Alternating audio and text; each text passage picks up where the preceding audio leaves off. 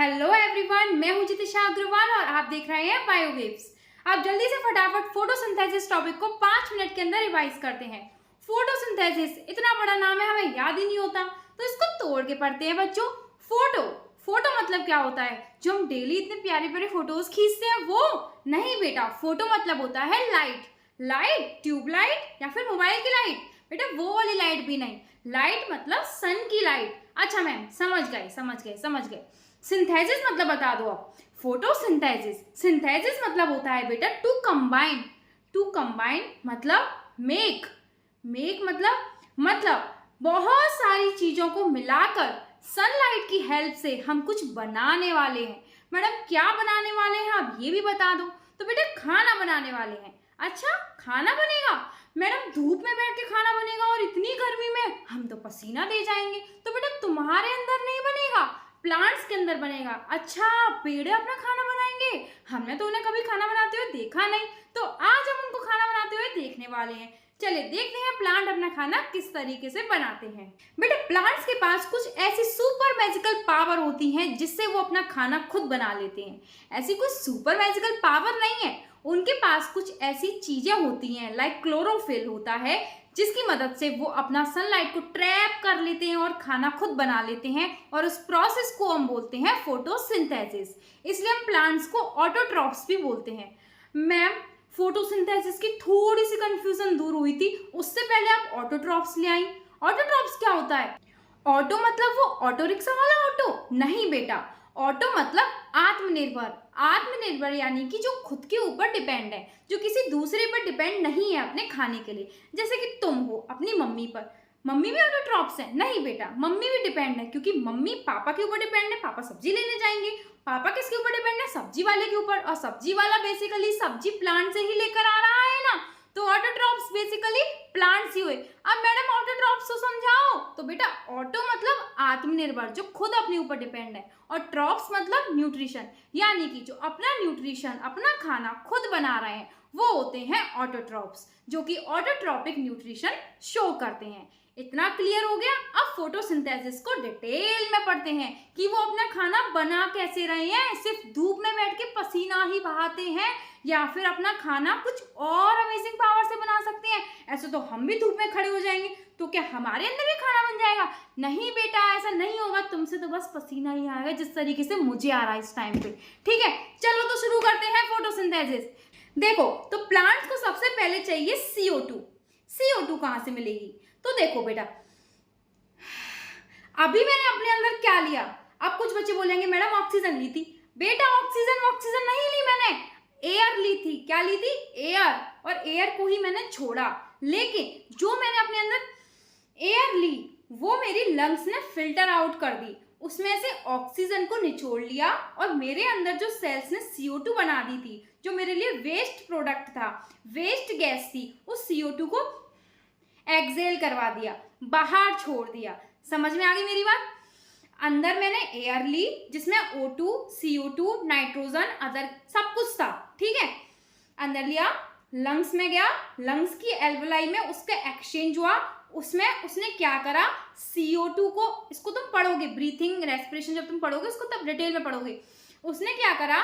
CO2 को तो बाहर छोड़ दिया और O2 को अपने अंदर ब्लड में डिसॉल्व करवा लिया। इतना समझ में आ गया? अब CO2 को मैंने छोड़ दिया। ठीक है हम भी इसमें काम दे रहे हैं, मतलब हम अपना योगदान दे रहे हैं। हाँ बेटा तुम अपना योगदान दे रहे हो CO2 को फूक फूक कर। ठीक है तो तुम एनवायरमेंट में CO2 को खूब सारा छोड़ रहे हो। समझ में आ गई? तो अब वो लेगा कैसे? तो उसके पास भी नोज है। अच्छा प्लांट्स के पास भी नोज होती है? हमने तो कभी देखी नहीं। तो प्लांट्स के पास जो नोज होती है वो उसकी जो लीव्स होती है ना, उसके नीचे कुछ ऐसे टाइनी पोर्स होते हैं, उनको हम बोलते हैं स्टोमेटा। वही होती है प्लांट्स की नोज, और उसके साइड में होते हैं गार्ड सेल्स जो कि उसको खोलने और बंद करने में हेल्प करते हैं, और वहीं से वो CO2 एंटर कर जाती है। समझ में आ गई मेरी बात? आ गई ना समझ में? देखो बेटा एक कंफ्यूजन और दूर करना चाहूंगी, प्लांट्स भी हमारी तरह ही रेस्पिरेशन के लिए O2 ही लेते हैं, लेकिन वो अपने आप ही O2 बना लेते हैं, जिसकी वजह से वो दिन में तो अपने आप अपना काम चला लेते हैं, लेकिन रात में वो O2 खींचने लगते हैं। इसलिए रात में प्लांट्स के नीचे नहीं सोना चाहिए। जो लोग प्लांट के नीचे सो रहे हैं उनको डांट लगा दो, भाई प्लांट के नीचे मत सो, तेरी सारी ऑक्सीजन खींच लेगा ये। समझ में आई मेरी बात? तो प्लांट्स को भी हमारी तरह ही ऑक्सीजन चाहिए। इतना बात समझ में आ गई? टॉपिक से भटक जाती हूँ क्योंकि बड़ा मजा आता है, क्यूरियोसिटी है मेरे अंदर तुम्हें ज्ञान देने की। समझ में आ गई मेरी बात? चलो, फोटोसिंथेसिस पढ़ रहा है तो उसी की बात करते हैं। अब चलो, हम कहाँ पे थे? CO2 खींचने पर। तो स्टोमेटा ने खींच ली CO2। अब क्या चाहिए हमको? वाटर चाहिए। वाटर कहाँ से लेंगे? तो तुम्हारी मम्मी तुमसे कहती होंगी, बेटा प्लांट सूख जाएगा, उसको पानी दे दो। तो तुम क्या करते हो? पानी को ऐसे ऊपर से थोड़ा डालते हो, उसके रूट्स को देते हो ना प्यार से, है ना? तो बस ऐसे तुम उसकी रूट्स को प्यार से पानी दोगे और उसकी रूट्स उस पानी को खींच लेंगी। उसके अंदर ऐसा क्या होता है जैसे उसने खींच लिया? स्ट्रॉ होती है पीने वाली? नहीं, हाँ, उस कुछ उस तरीके से होता है। उसको बोलते हैं हम जाइलम। क्या बोलते हैं? जाइलम। उसकी हेल्प से, उस टिश्यूज की हेल्प से उसने उस पानी को खींच लिया। उसके साथ उसको कुछ न्यूट्रिएंट्स चाहिए थे, उसको भी उसने खींच लिया। अब मैडम, CO2 तो हमारे अंदर से ही ली थी, पानी हम भी पीते हैं, फिर खाना हम भी क्यों नहीं बना पाते? अब बेटा एक और चीज भी होती है ना उसके अंदर। क्या होता है मैडम ऐसा? तो बेटा खाना उनका कहाँ बनता है पहले ये बताओ। किचन ऑफ द प्लांट होती है लीफ। क्या होती है? लीफ। और लीफ कैसे कलर की होती है? ग्रीन कलर की। और ग्रीन कलर उसको कौन देता है? क्लोरोफिल। और क्लोरोफिल ही वो ऐसा पिगमेंट होता है जो कि उसको ग्रीन कलर देता है। और सिर्फ ग्रीन कलर देना ही उसका काम नहीं होता। यहाँ पे कोई फैशन शो नहीं चल रहा है जो ग्रीन कलर दिया और हो गया काम। वही ग्रीन कलर का पिगमेंट उस सनलाइट को खींच के ला रहा है, उस सनलाइट को खींच के ला रहा है। इतनी दूर सन है, उसको कैसे खींचेंगे? वही क्लोरोफिल खींचता है। तो वही क्लोरोफिल हमें उन प्लांट से अलग बना रहा है, या ये कहूँ कि उन प्लांट्स को हमसे अलग बना रहा है। उन्हें ऑटोट्रॉप्स कह रहे हैं। तो मैम एक बात बताओ, जिन प्लांट की लीफ ग्रीन कलर की नहीं है, उनके पास क्लोरोफिल भी नहीं होगा, तो वो प्लांट जो सनलाइट है उसको ट्रैप नहीं कर पाएंगे। इसका मतलब वो अपना खाना भी नहीं बना सकते। वेरी गुड, वो अपना खाना नहीं बना सकते। इसलिए जो ऑटोट्रॉप्स होते हैं वो कुछ ब्लू ग्रीन एल्गी और सिर्फ ग्रीन प्लांट्स ही होते हैं। वो सिर्फ ग्रीन प्लांट्स ही होते हैं। अब चलो आगे बढ़ते हैं। एक इंटरेस्टिंग बात बताने वाली हूँ। देखो, सारे रिश्तेदार घर पे आ गए हैं। H2O भी आ गया है। H2O water. वाटर की मम्मी उसे प्यार से H2O बुलाती हैं, ठीक है। CO2 यानी कि कार्बन डाइऑक्साइड, वो भी आ गई है। अब वो अपने मामा के घर पे आए हुए हैं। किसके घर पे आए हैं? मामा के घर पे। प्लांट उनकी मामा का घर है, ठीक है। वहाँ पे वो प्रेजेंट है। अब गेट खटखटाते हैं। कौन है गेट पर? तो वो बोलते हैं वाटर वाटर गेट खोल कर आओ।